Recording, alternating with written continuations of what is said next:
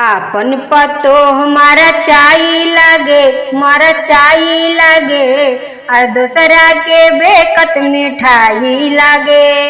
आपन पतो हमारा चाई लागे मारा चाई लागे और दूसरा के बेकत मिठाई लागे। आपन पतो हमारा चाई लागे मारा चाई लागे और दूसरा के बेकत मिठाई लागे। काहे करेलू सासू हाला रोजे और दूसरा के बेकत मिठाई लागे। काहे करेलू सासू हाला रोजे और दूसरा के बेकत मिठाई लागे। रोजे सुनावस कहानी राजा आयापन पतो हमारा चाई लागे। रोजे सुनावस कहानी राजा आयापन पतो हमारा चाई लागे। दूसरा के बेकत मिठाई लागे आयापन पतो हमारा चाई लागे।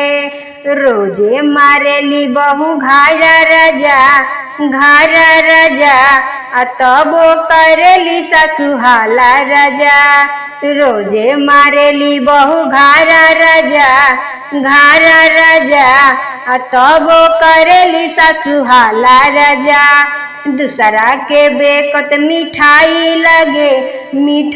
लागे आयापन पतो हमारा चाई लागे। दूसरा के बेकत मिठाई लागे आयापन पतो हमारा चाई लागे।